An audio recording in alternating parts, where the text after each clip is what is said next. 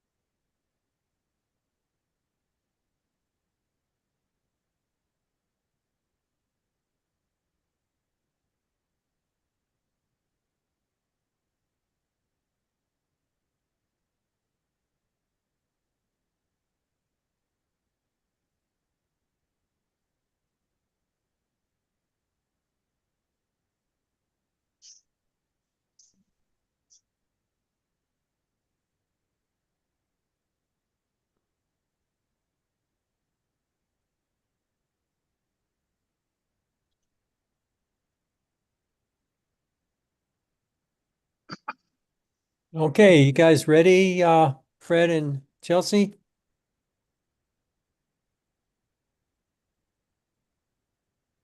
I think we're ready. Yep. Okay, now I'll call the January 14th, 2026 meeting of the Manitou Springs Planning Commission to order at 5:30 p.m. First item, I'll call the roll. Commissioner Rosenthal, Present. Commissioner Graybill, Present. Commissioner Day,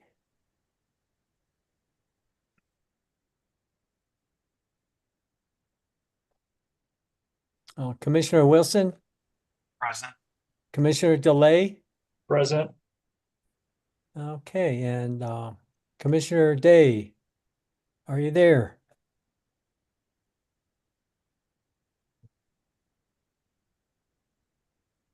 I'll give her a second here.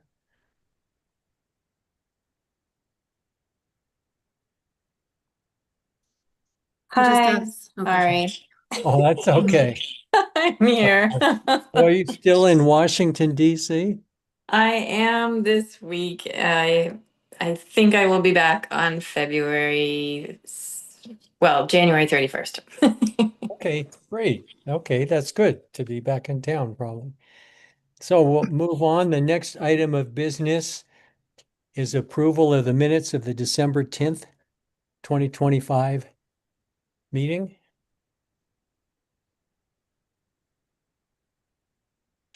If anybody would like to make a motion to approve or amend. I'll move to approve the minutes of the December meeting. Okay, we have a motion. Is there a second? I'll second. Okay, if any discussion?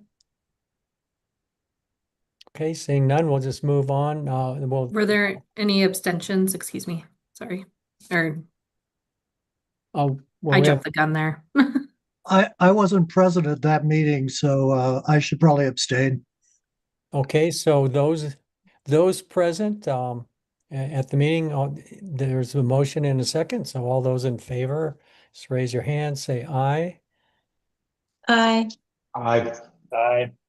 Okay, so I believe that's 4-0 with 2 abstentions for people that weren't at the meeting. And next, there's no unfinished business, so we'll move on to public comment on non-agenda items. And this is an opportunity for anybody in the attending the meeting, if you want to comment on something relevant to the Planning Commission that is not on the agenda, this is your opportunity to do so. We typically don't allow interaction. We'll take it and take notes if necessary. We won't really have a discussion since it's not on the agenda.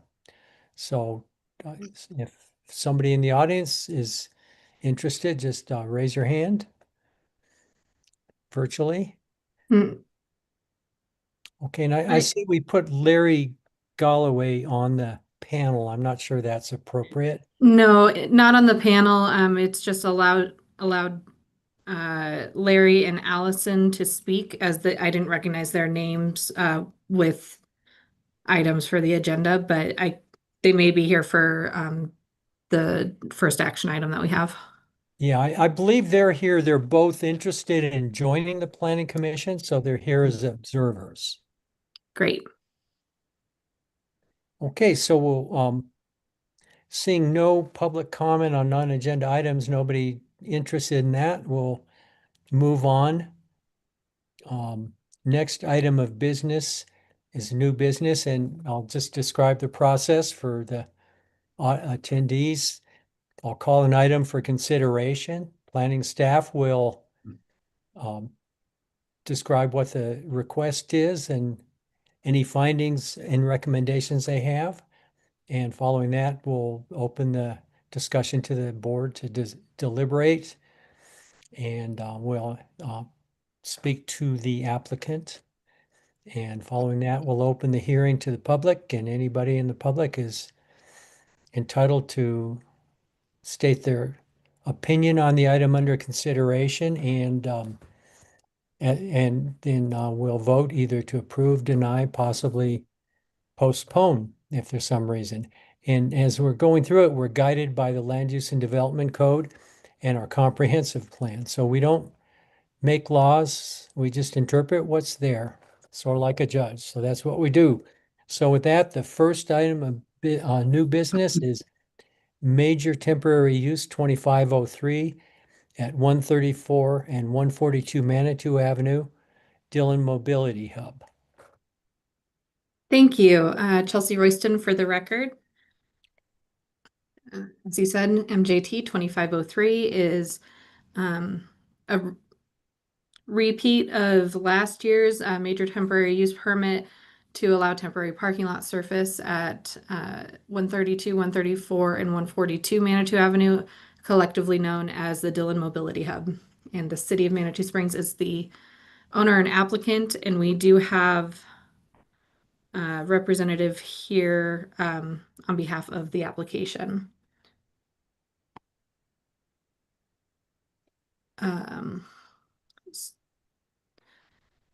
The Dillon Mobility Hub is still zoned commercial. It has not been rezoned as that was to be tied with the major development plan. So we have commercially zoned lots, and this is an outdated aerial image, but the city over the last year and a half or so has purchased those lots and developed a gravel parking lot and rehabilitated two buildings on the 132 Manitou Avenue lot. The gravel parking lot is developed with split rail fencing to assist with navigation, concrete ADA parking spaces, curb stops, and paid parking meters or parking kiosks, excuse me. This is the site plan as was approved last year, and I do believe that this is this isn't the site plan that was developed as that went through a couple of changes to aid it with, again, with navigation. So there are some changes to the layout from this, but essentially it is functioning the same as was originally proposed, with 134 and 142 parcels being developed for paid parking. Section 18.06.4.8 of the Land Use and Development Code has the following approval criteria for major temporary use permits. The use will not be detrimental to the public health, safety, general welfare of the community, and is compatible with the purpose and intent of the LUDC and the zone district in which it is located. The commercial zone district is an appropriate location for the use as it was last year, and it supports tourism-related businesses such as parking for the incline and other regional attractions and tours. As we've discussed before, the temporary use aspect of this application is specifically for the interim condition of gravel parking lot. Our development standards do require all-weather paving for surface parking. And so, in an attempt to get this parking lot developed and online faster to accommodate other construction activities last year, the city requested a temporary use permit, which by code are only approved for 1 year. There is no ability to administratively extend these approvals, which is why we see it year after year. The second approval criteria does not apply to this development. It has to do with adequate off-street parking for the use, and of course, the use is parking lot, so there is adequate parking. I have some recommended language options, and should the Planning Commission find it appropriate to grant the temporary use permit, staff does not recommend any conditions. And this concludes my presentation. Okay, are there any questions for the staff? It looks like Commissioner DeLay has his hand up. Okay, Frank? Just a question on the health and safety issue. Was there any issues with dust this past summer that may have impacted the adjacent properties? And this is Felipe Lopez, Hold Director. on just a moment, Felipe. Sorry, the commission will call you as the applicant in just a minute. And I will probably defer this question to you, but for procedure's sake, we'll just, the planning department has not received any complaints about significant dust. I do believe dust mitigation was discussed as part of this development proposal. So Felipe will address that further once he is called.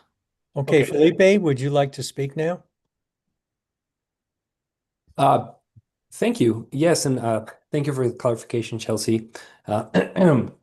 As I'm getting with the process. So we didn't really have any issues with dust out here. In fact, the state really put through it, and also erosion. And it's also snowed on the area, and it has melted really quickly as well. So, but no further comments on it. Okay, any other questions for staff from the panel?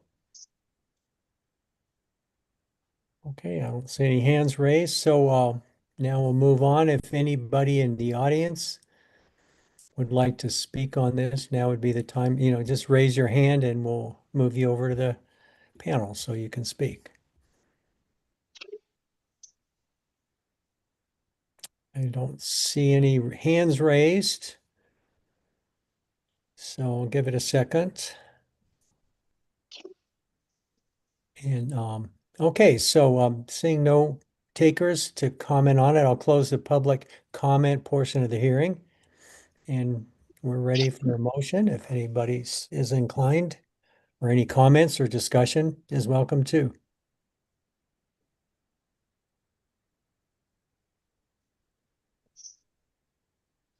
Okay.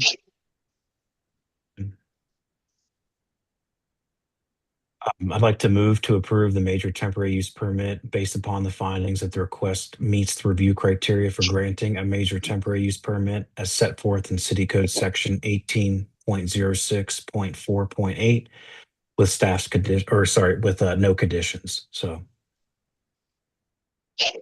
Okay, we have a motion.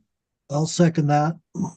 Okay, we have a motion. It's second by Commissioner Graybill. And if there's no more discussion, then all those in favor of the motion, raise your hand either virtually or if you're on video. Seems like my video has stopped, so I'm an aye. No, you're good. Megan. We see you. We see you. Okay. Okay, and Frank's raised his hand virtually. Okay, so the motion passes. And so That's great. So we'll move on. The next item of business is election of officers. And we start with electing a chair. Anybody would like to make any nominations? Now would be the time. Name Alan Delwich as chair. Okay. Okay. Any other?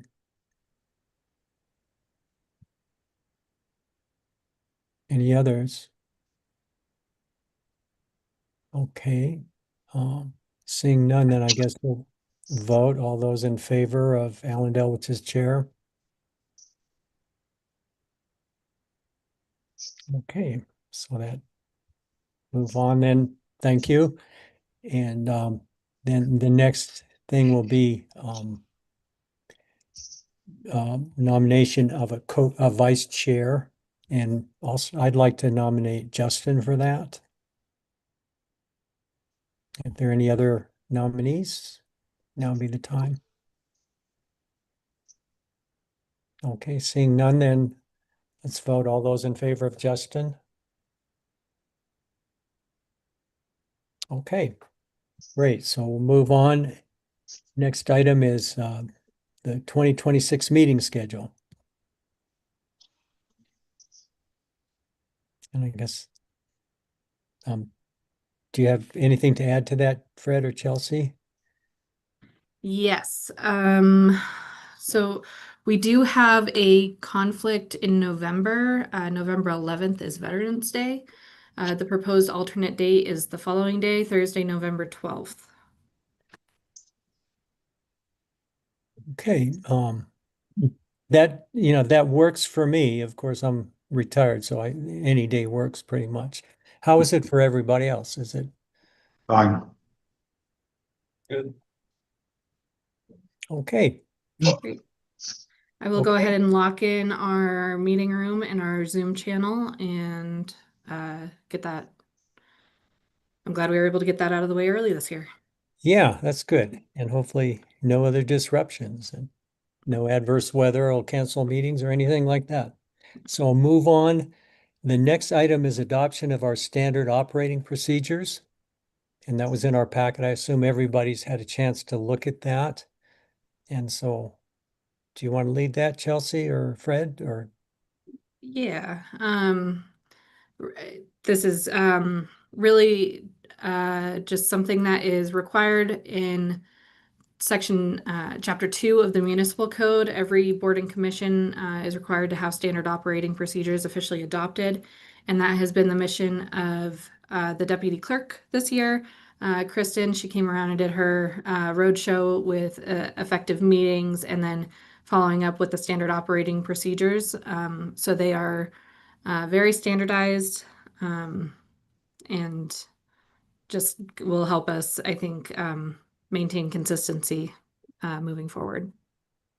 Okay. Well, if anyone else has any observations or comments, now would be the time. I have just a couple of suggestions. One, I'm trying to find the language where it talks about alternates. This is like on page 18 of the packet, offices and alternates, and halfway down it talks about alternates. It says may attend every meeting, but is not required to do so. And I think we've been very fortunate to have very dedicated alternates who've showed up at almost every meeting since they've been appointed as alternates, even when they haven't been seated on the panel. But that's not always the case. And while we can't require people to do it, I would think it would be nice to change that language to say all alternates are encouraged to attend every meeting, but are not required to do so. Just sort of to give that sort of push, like, because the way you learn to be a commissioner is by a meet. So, especially in this day and age where you can attend remotely, it seems like a nice thing to ask. It's not required, but just making that language stronger, I think would be a nice thing. Okay, then, and did you have others? yeah, well, the only other thing was where we talk about seating the alternate. And yeah, I should have put it sticky on it, but it's let's see. Okay, yeah, this is on page 19 of the packet. An alternate may be called for an entire meeting or a specific topic, so on. And the third thing is the chosen alternate will be promoted to voting member during the meeting by a motion, second, and a majority vote. I think that's a bit of overkill considering we have this process now where um, staff will be keeping track of if there is any, multiple alternates, they will know who should be seated. And I think that, I trust staff to keep track of that. So I'm not sure the need for a vote. We've never done that on any of the boards or commissions I've been on. It just seems like a cumbersome thing to have to do. Sure, and I can get with the clerk to insert some language there where that um, kind of tracking is delegated to staff. Actually, yeah, no, that isn't there because staff is acting as the secretary to the board.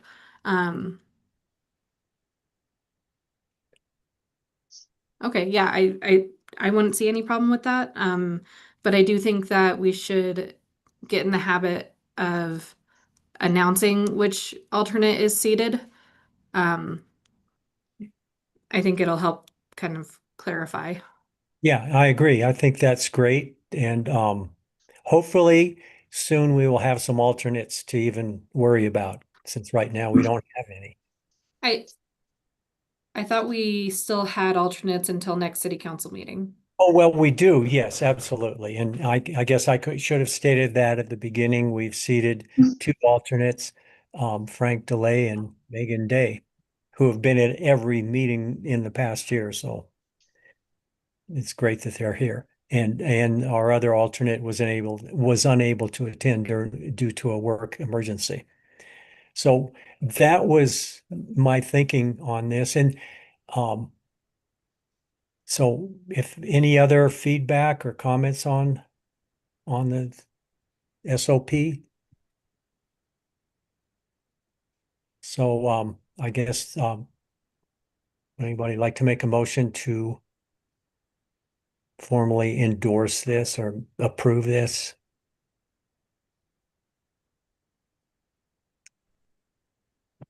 I'll move to approve of the SOP. I'll second. Okay.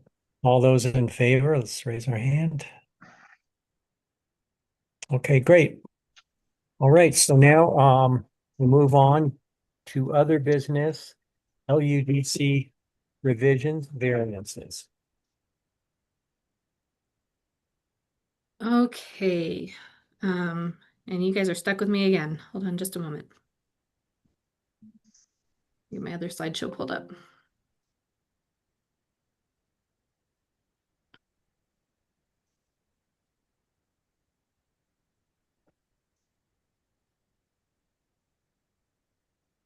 All right. Um, so it's part of the work session series on variance criteria. This is a continuation of a discussion from October, November, December, and I included just on the slide a proposed intent statement for variances that is pulled from the Model Land Use Code from the Department of Local Affairs. The intended effect of granting a variance is to allow the applicant development potential similar to, but not greater than, other lots in the same zoning district in the surrounding areas. That intent statement in itself is open for discussion, but just kind of kicking off with that, I think is the direction that we're headed. Here we have our existing criteria. Again, criteria E 1 and 2, and then F 1 through 6. both of the first two criteria need to be met, and then 4 of the following 6 need to be met as is currently stated. In our previous discussion, I kind of broke it out this way where I identified 5 of the criteria that could be refined, 2 that were regulated elsewhere, and proposed a new code section to create a more objective process for some of the criteria that are either regulate either primarily, excuse me, that should not be, or that we felt could be better determined outside of the public hearing process. So without further ado, I will jump into our proposed revisions. And I'm going to go through the proposed language first, and then this is just for the variance criteria themselves. And then we'll talk through the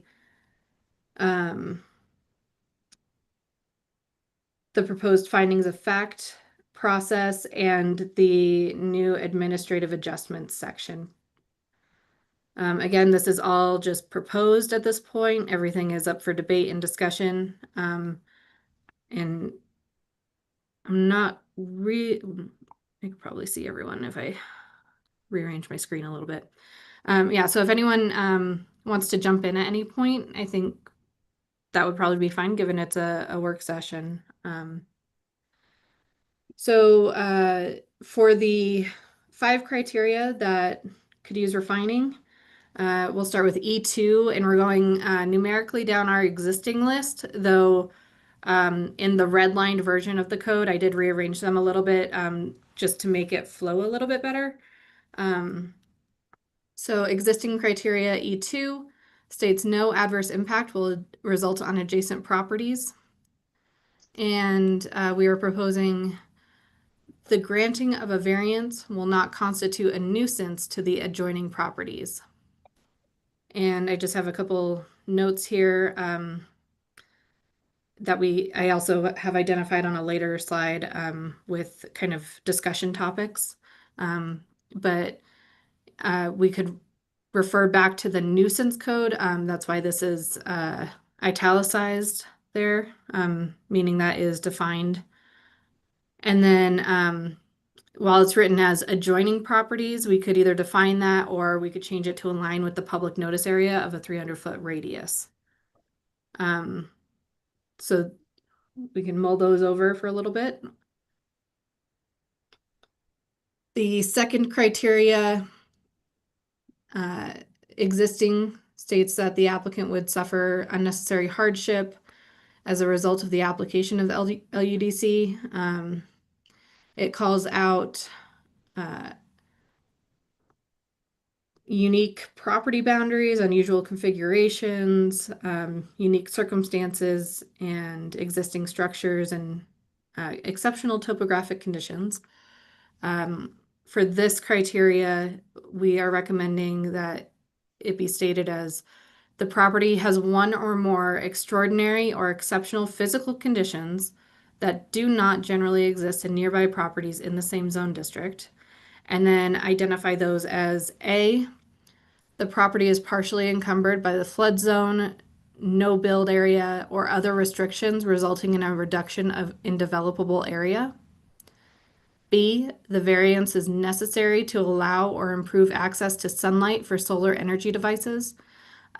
Fred had walked us through some state level requirements for that during our last discussion. C, the variance is necessary to protect heritage trees, as is identified in Plan Manitou. And D, other substantial documented circumstance. And so that is supposed to be the catch-all that gives Planning Commission some flexibility in how this particular criteria is applied. And so the application would be that one of those 4 sub-criteria would then need to be met. Just one.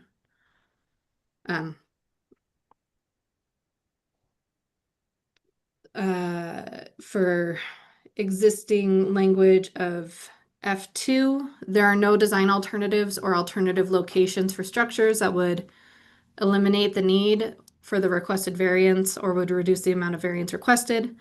The variance is the minimum variance that will make possible the reasonable use of the land or structure.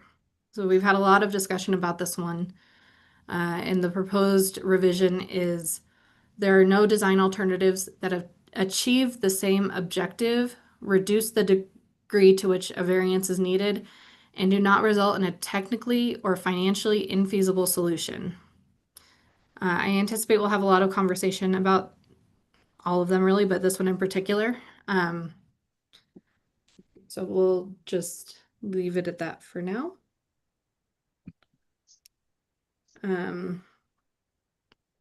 Number 4, the need for the variance is not the result of actions from previous property owners or is an otherwise self-imposed hardship. The proposed language here takes the focus off of the intent of the individual and puts it back on the conditions of the property. And the proposed language is that an unnecessary and unreasonable hardship exists, which could be alleviated in whole or in part by the variance requested by the applicant.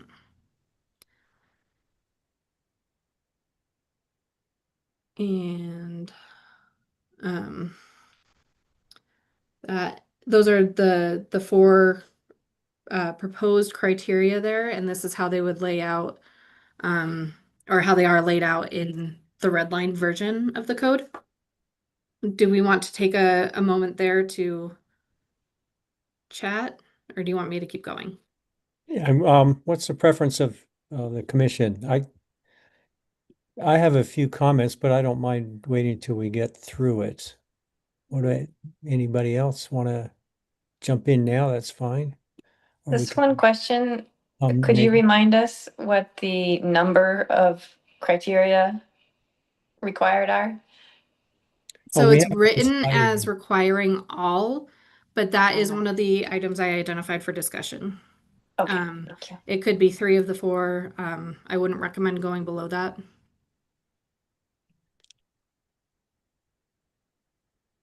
Okay, anyone else? Okay, let's move on. All right. So the next, and this is a process that I've borrowed from a previous workplace of mine, the findings of fact. And I think this commission has informally done this on several applications that I've seen, where they take a moment to really discuss each criteria in turn and have a very informal kind of show of hands. So this would really just codify that process and make it standard for all variances. So here is our order of proceedings, and the findings of fact would be wedged in there after CPC's final deliberation just prior to the vote. And so with the findings of fact, we would, I don't think I included it in the slideshow, but essentially the chair would say, okay, are we ready for the findings of fact, or however we phrase that? Planning staff, acting as the secretary of the commission, would then read each of the variance criteria. The commission will vote via hand raised vote on whether or not the proposed variance or parcel meets the criteria. Staff will note each vote on a form. This is the form. Essentially, we would go through and say yes, no, yes, no, yes, no, and then showing which of the 4 sub-criteria is met. This then becomes part of the record of proceedings. And after that, just state for the record that the City Planning Commission found that whichever number of the criteria are met. And then after this is done, there would be, I think, a ratification vote I might be using that term incorrectly, but essentially, based on the findings of fact, I move that this variance is granted. Here's my opportunity to add conditions. And then that is the final vote for the variance. And that is the vote that gets recorded. So this might seem clunky up front, but again, I think this is something that this commission is very close to doing and has actually done on a couple of cases. Yeah, I think of all the changes proposed, I think this was my favorite. I really like adding this thinking to the process. So we have to each individually think about each criteria that we say is met. So I think it's great. Thank you for that feedback. I'm happy to hear that.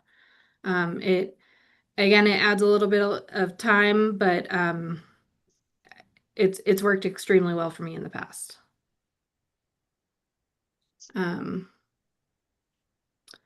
So then the final kind of grouping that we have for these amendments is the creation of an administrative adjustment section. And a lot of these this section is primarily pulled from standards that already exist throughout code, but they're kind of just sprinkled in there now. And this would be consolidating them into one section that is easy to find and easy to apply to each case. So there are a couple different types of administrative adjustments. This first one is actually, ironically, the one that is not already in code, and this would essentially be like a minor variance. I threw out a number sorry, fire department startled me. The planning director or designee has the authority to authorize adjustments of up to 15% from any dimensional standard or numerical requirement, except it cannot allow an increase in the number of dwelling units, and it cannot reduce the required number of parking spaces. This 15% guideline is present in several other jurisdictions in the region. I think there's good precedent for it around the area, but those two sort of exceptions are just what I've experienced being items that the Planning Commission really would not want to delegate authority of. And so that is the proposal for that item.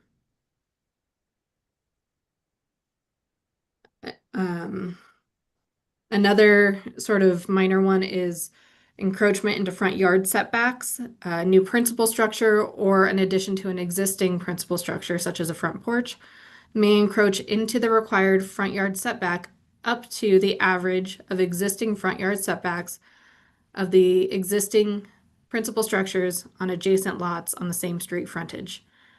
And that's a very wordy way to say it can encroach as long as it fits the streetscape. If we're in a historic neighborhood, for instance, where there's 5-foot setbacks and everyone has a front porch, you can build your house to look like it fits in that neighborhood. This would all still need to be approved via a minor site plan, and so it will still be reviewed thoroughly by staff. But again, this has precedence in the region. I've worked with that in other codes.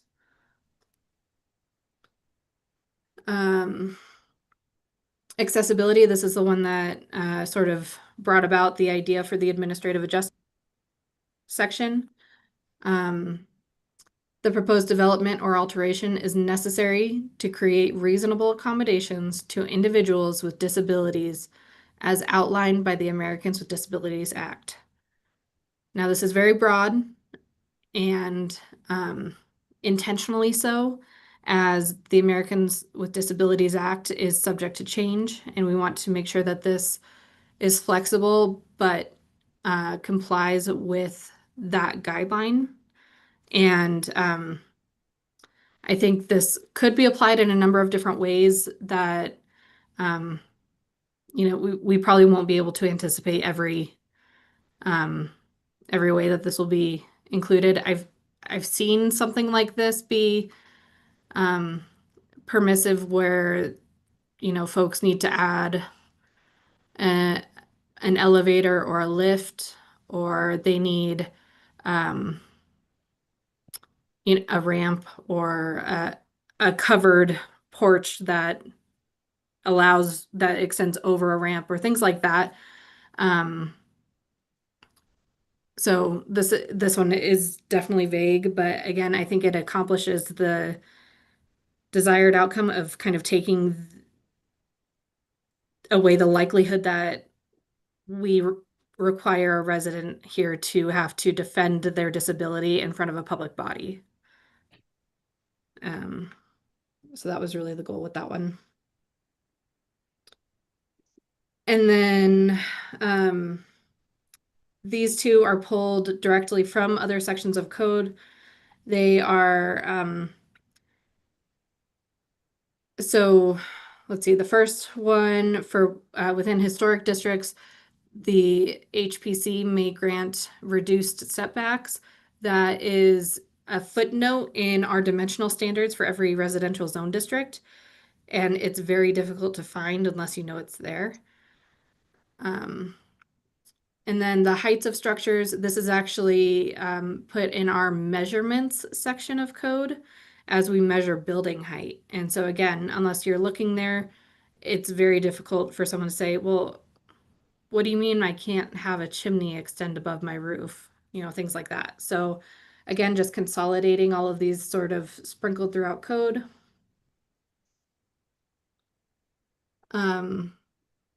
Same thing with accessory projections. Sorry, excuse me. That's what I was thinking of. This is in our measurements section of code. This other heights of structure, the HPC can allow additional height if it accommodates steep roof pitches in historic districts. So again, that already exists. These exceptions already exist. And the proposed approval criteria for this, the planning director or designee shall approve the administrative adjustment so long as the following criteria are met. 1, the essential character of the neighborhood will not be substantially altered. 2, the resulting development will not constitute a nuisance to the adjoining properties. And 3, the intent of the specific regulation in question is met. These are open to interpretation, but I do feel that should this authority be delegated to staff, I think these are items that that staff would be able to interpret consistently throughout town. And and the administrative adjustment section also has the same intent statement as the variance section. So they have the same intent to allow that development right, similar to but not greater than adjacent landowners, essentially. So with that, these are some of the questions that were identified. Refer to nuisance code or define separately. We had talked about doing some kind of zoning specific nuisances, light, air, glare, noise, vibration, odor, things like that. If adjoining property should be defined to share a property boundary, or we could refer it to the public notice distance. I would advise against saying things like adjacent, unless we define it clearly. And number 3, how many of the criteria must be met for the approval of the variance and the administrative adjustment? So let's discuss. Okay, would anybody like to jump in first? Justin, did you have your hand? I did. Yeah. Thanks, Alan. And thanks, Chelsea, for putting this on. It was really helpful, and hats off to the planning department and the other commission members too that worked on this at the last meeting. I think you've really taken a topic we've been wrestling with for the past couple of years since I've been on the commission and try to reduce it to its core problem. To address the specific questions, I guess I'm in favor of changing, adverse impact and tying it to something grounded in our nuisance code provisions. I think that makes sense. It's at least a starting point. So we can discuss that more, but generally, yeah, I'm in favor of defining it as nuisance. Your second question, sorry, what would that dropped away off Sorry, your yeah, presentation? the adjoining properties or the public notice radius. Yeah. So effectively, you are increasing the impacted area for consideration, or not you, but the proposal Right. here. Right? Yeah. Yeah. Okay. I'm in favor of that. Again, I think you tied it to something with a public notice requirement. I mean, I could see dialing it in possibly closer, but I think it's a fine place to be at 300 feet. I probably wouldn't be a fan of it going more broader. I think that just invites more confusion of the process. As far as the amount of criteria, I guess I don't have a strong opinion either way. If you held me to an answer, I'd probably say 3 out of the 4. But I have to look at them a little more closely. I was more approaching this as like you got to meet them all. But if that's not what the commission's feeling, then I can get on board with differing opinions there. And as far as general feedback, it's actually a specific question. Going back to the criteria that mentioned, we're changing it now to objective, or I forget the exact language, versus reasonable use. Yeah. Is there any, sorry, go ahead. Oh, no, go ahead.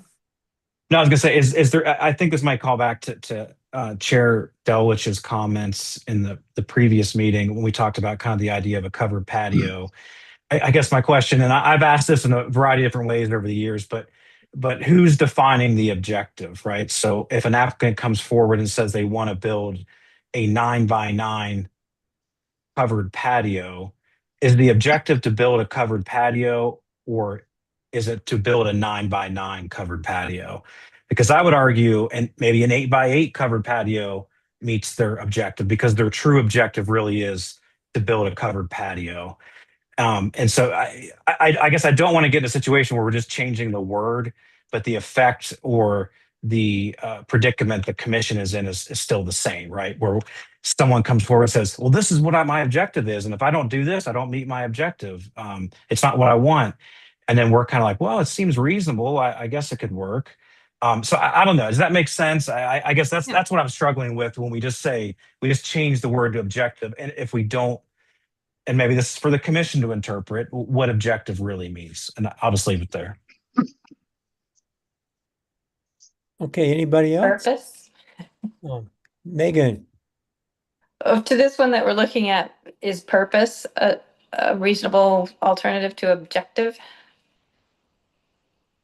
That's a little more, I don't know. So I think when I was trying to drill down onto this one, and I think when we look at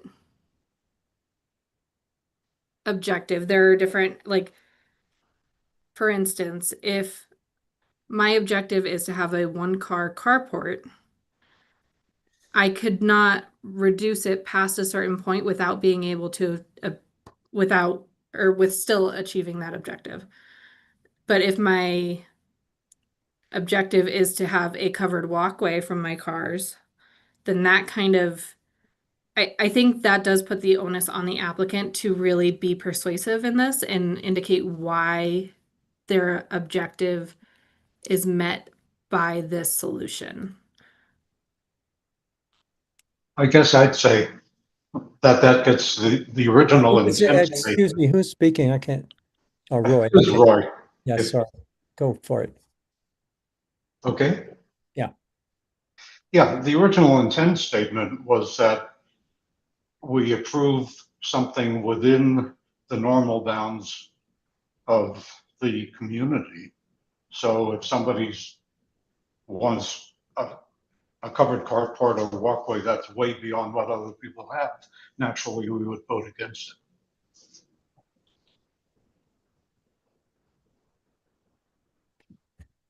So I think the language would work for that.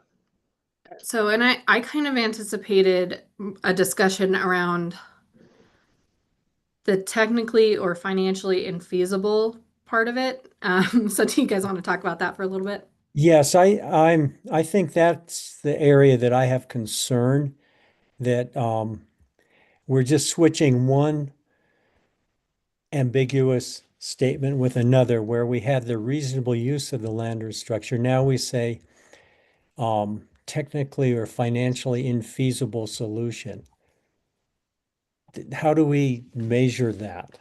That's, do we have to become architects or builders to understand, the detail? I guess it just is I, without definition, I'm a little uncomfortable with that. Yeah, and I think so. My intent was, because you can engineer anything to work if you have enough money, right? Like you, Yeah. and so I think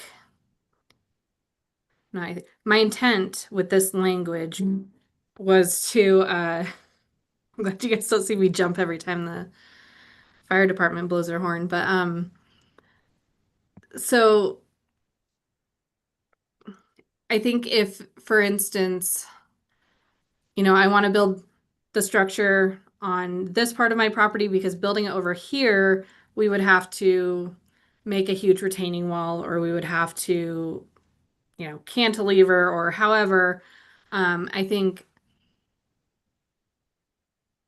don't think we're necessarily going to stop having that, like, well, let's get creative moment, because I think, at your heart, you're all problem solvers. And so you're all going to try to think of a solution with this person. And that's essentially what you're doing.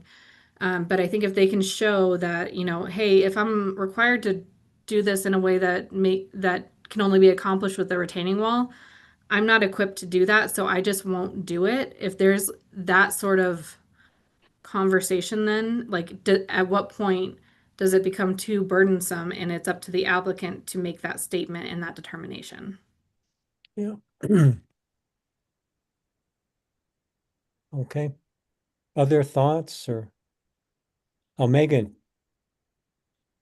I like the wording. I mean, it does leave room for a little discretion, and it does recognize that we can't, as planning commissioners, just require really, really expensive um, solutions that again are financially infeasible. So yeah, I don't think there's any way to like sort of put a fine point on exactly what qualifies, but I think it's okay to leave some room for discretion here. And I like the wording. And Chelsea, I think this is an amazing job that you and Fred have done. So thank you for all your hard work on this. I think a lot of this is well, I support all of it. There's one tiny piece that I want to have you guys consider on a different section. So let me know when you want to get there. Well, you have the floor. Let's go there. All right.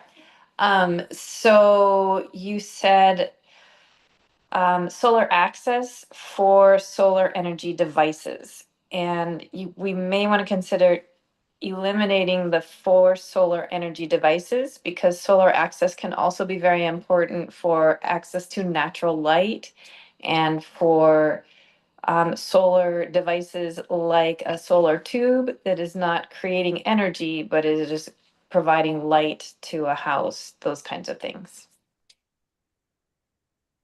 Awesome. Thank you for that feedback and clarification. I don't think that changes the intent, but would change the application. So I appreciate that. Yep, just a minor suggestion. Okay. Anything? Frank, I see your hand up there. Yeah, just a couple things on the questions for the CPC is one would be in regards to the adjacent properties. my concern would be, let's say something is more than 300 feet, but there is a potential material impact, perhaps they're on a cul-de-sac and they're at the front of the cul-de-sac and there's a use farther down the cul-de-sac, farther than 300 feet that may impact them in some way, whatever that might be. So that's one reason maybe not to define a specific distance from the property. The second one would be, and I agree with Justin on the question about, is it three or is it all of them? And that's probably, in my mind, that's a difficult question. I'd almost say all of them just to prevent any questions, but I'm up to the commission, the commission's decision on that as well. Thank you. You know, just, I agree with all of what you just said, Frank. I think there are cases where the 300 feet may not be sufficient, and I also think, you know, I'm also a supporter of all rather than three. But now, Roy, I see. Yeah, I'd just like to put in my opinion, maybe it's a minority one for the 3 out of 4. I've been pretty clear all along that I believe in moral latitude among the commissioners. I think having more latitude allows commissioners to be more comfortable voting consistently with the criteria. And so that's what I'm in favor of. I don't like the idea of an application being killed because somebody technically doesn't meet one criteria. But that's my opinion. Yeah, okay. And Megan, I also agree with the 3 out of 4 to allow for more discretion. It's a pretty tough code to meet, given our strange and topographically and geographic, and there's just so many unique aspects of Manitou that it's really hard to fit in a code such as ours. So I think a little more latitude. I agree with Okay. 3 out of 4. okay, we'll have to consider that. We're doing a lot of getting rid of a lot of the stuff that made it tough to even find 3 of them. But anyway, I saw Chelsea, you have your hand up. I'd like to get your, I think Commissioner Graybill may have his up too. I can go after if that's all right. oh, okay. I was Go ahead. just going to say I'm in favor of the 3 out of 4 too. 3 out of 4 also. Oh, okay. Okay, so I have a couple, I guess, clarifications. So, in regards to the 300 feet, I think if a property outside of 300 feet is so impacted by an application, the chances are pretty high that folks within 300 feet are also impacted by it. And I think at some point you would just be, and I actually think our code does allow for any person in this city to have standing in that discussion. And so I think at some point, like it kind of just becomes, well, anyone can be impacted by any development. I mean, any one of you would be impacted by a Walmart, right? So like there's all sorts of development that can happen, and at some point it's just development. It's not necessarily impacting you specifically.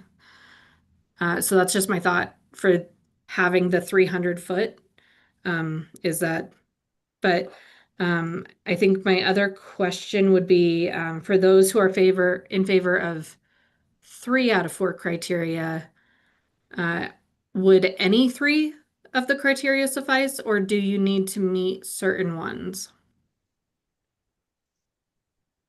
I think that's where my concern is, and I'm not ready to decide which ones. I think when we see this, the next iteration, maybe a little tweaking, that there may be 1 or 2 that need to be, and that sort of changes the whole algorithm. So um, I'm sort of could go either way in that. But I have a couple of other areas that I'd like to throw into the mix. And one of them would be the nuisance thing. I don't really think nuisance is going to be the right solution. If you look at the nuisance code, it doesn't really talk about the issues that we might encounter, like impact on a neighbor, um, large mass, the types of planning things. It's like you look at it, it's more like law enforcement items under nuisance, junk cars, trash, weeds, and so on. So um, I think it'd be, maybe we can look at some other code and find some examples of those things that are the adverse impacts. I think adverse impacts, if it were quantified, could still be appropriate, whereas nuisance is, it's just, I think it's the wrong solution. So that's one area that I'm a little uncomfortable. The other is with the administrative adjustments. I would probably trend towards less than 15%. But more importantly, the one thing I really like in that was put under the umbrella of administrative adjustments was the um, adjusting the setback to be consistent with the street. Like great example, Washington, where a 5 foot setback from the garage is unusual because most of them are right at the street. And so to require someone else to go 10 feet just seems inconsistent. But that particular thing, um, I might be more comfortable having that be a reason for, a separate reason for approving a variance.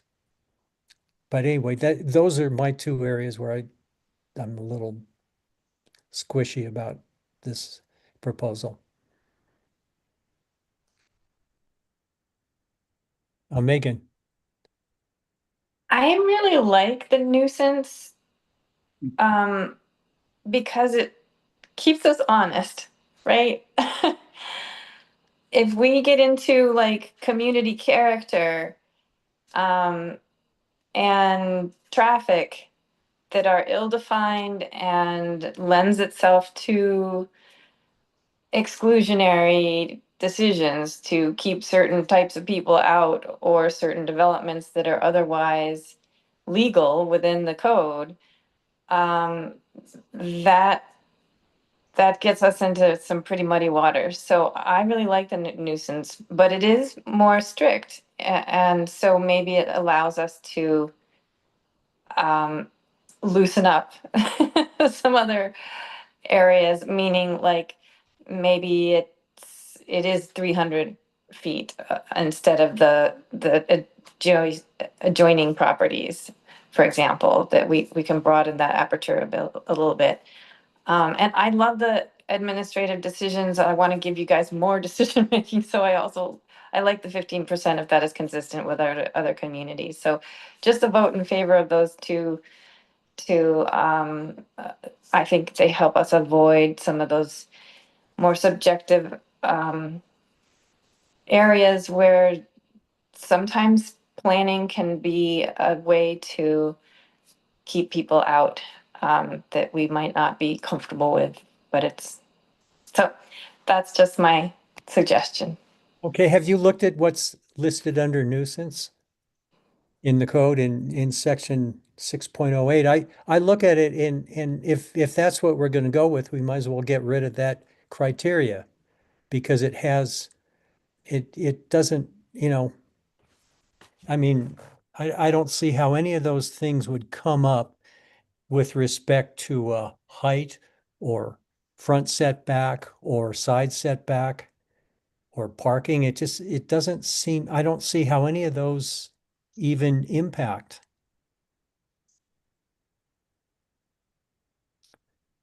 We're talking more like outlaw things like,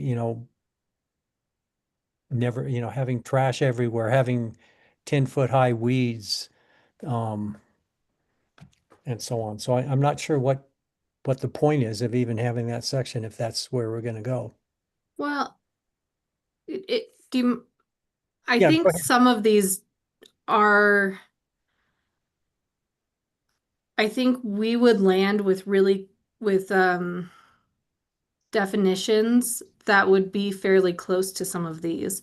Some of these like public nuisance ones, any condition or activity that unreasonably annoys or interferes with the use or enjoyment of property, or has a health or safety hazard.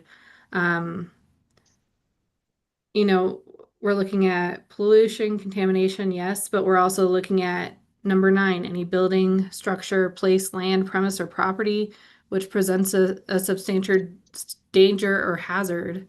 And so, um, I'm not sure how that would be with a variance. I mean, that's more like a code enforcement.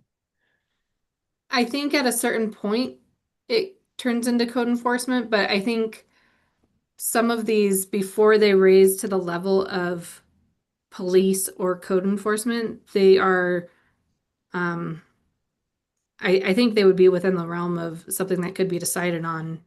For instance, is having a covered patio 5 feet from my property line. Well, my neighbor's a smoker and I'm asthmatic. Is that gonna, things like that that I think are fair game now. I don't think that we would be able to necessarily um, regulate things like um, glare, noise, odor, vibration, things like that. And so those are like kind of the typical planning nuisances that we talk about, like the zoning nuisances. And I think we can absolutely fall back on some of those, but I think in order to hone in on what threshold it becomes a nuisance, I think we would fall very close to these criteria here. And perhaps if it's not regulated here, is it something that is a valid reason for denying a development application? Anyways, thank you for. Well, we're talking about variances. So I want to put up I want a deck on my property, and it's going to be a raised deck, and it's going to be within the setback, the side setback, and it's going to seriously impact the privacy of my neighbor. So is that covered here? I don't see it.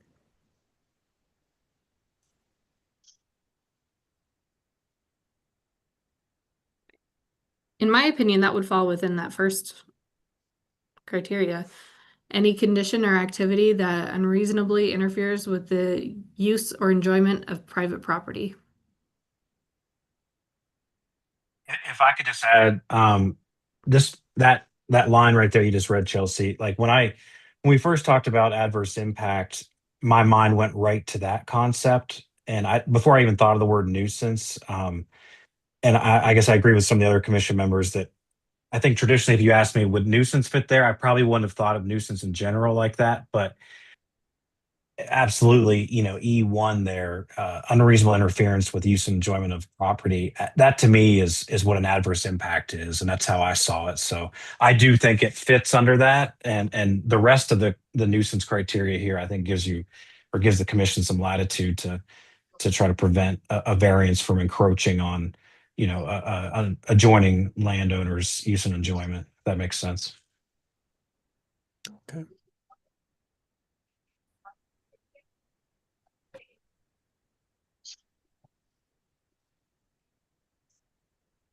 Okay. Any other comments or areas to look at?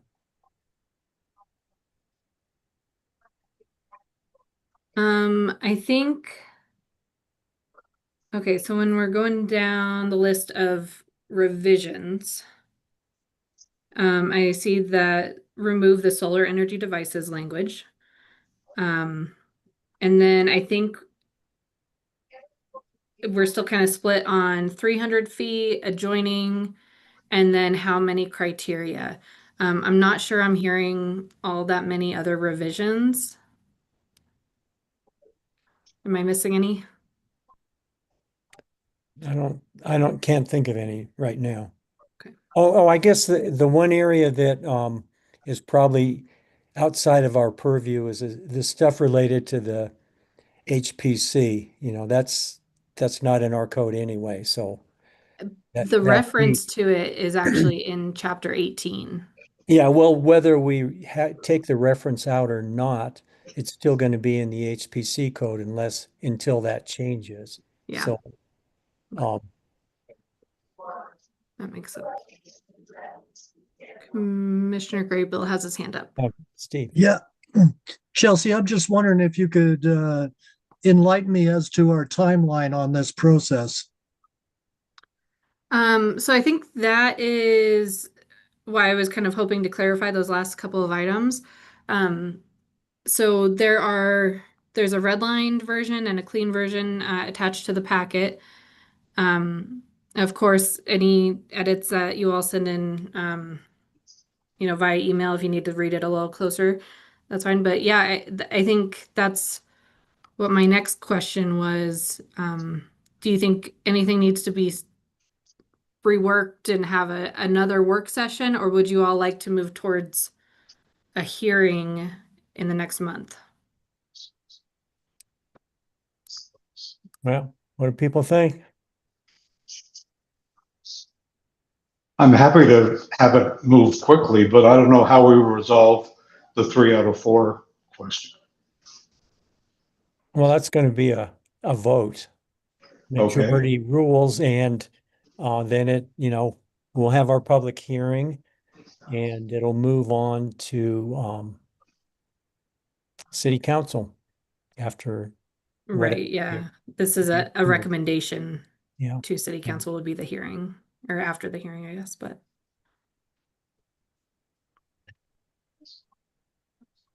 I think I'd be good for a vote on this next month.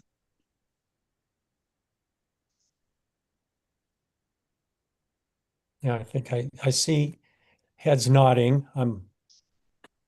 I'm skeptical about its success in the council, but I think we should, we've been talking about fixing this or changing this, and so I guess that's where we're going. Alan, do you mind saying why you're skeptical about that?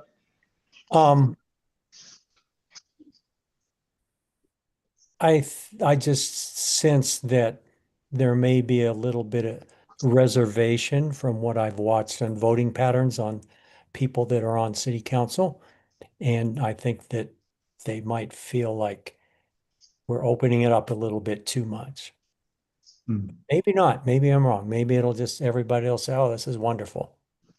And that's why I'm sort of trending the way I am about, maybe tightening up the administrative approval, because that was a big flashpoint during the adoption of the LUDC, that, how much latitude there should be for administrative versus commission. So, but I could be reading it completely wrong. And this is the sense of what we are expressing in what we want to do. So I think we go ahead and see where it goes. City council can always either remand it back, or they could have a work session on it as well. So I think there are opportunities rather than just approve and deny. But obviously I have my fingers crossed for approval, so. Yeah. Okay. So I guess we're ready to. So Fred has his hand up, I think. Oh, Fred. Okay, there you are. Hey, yeah, sorry, I decided to show myself. One thing that I wanted to let the Planning Commission know is that we still have scheduled a working session with the URA and the HAB next month, February, to talk about the other couple sections that we wanted to consider revisions on, and that's regarding residential densities. Primarily residential densities, but maybe also looking at heights. So I don't know. I had originally thought of taking kind of a whole package of revisions to the Planning Commission and public hearing in one fell swoop. But we could split this up if the Planning Commission wishes, and we could take variances separately from the other items that you're going to be talking about next month in a work session with the URA and the HAB. Thanks, Fred. Sorry, I jumped the gun on that. Okay. So what might be possible or appropriate is have that work session next month in February, and then maybe hold public hearings in March on these different items, and you can consider them separately or all together. Okay, that sounds, it'd be nice to, get, because I think council might want to see them all together regardless how we look at them. But we could vote on each one, vote on the variance recommendation separately from Yep. density. Yep, absolutely. Fred, thank you for that bit of reality. That gives me a much better idea of what our timeline is. So thank you. And hey, I bow to your greater knowledge on this. So if you think we should wait, we should wait.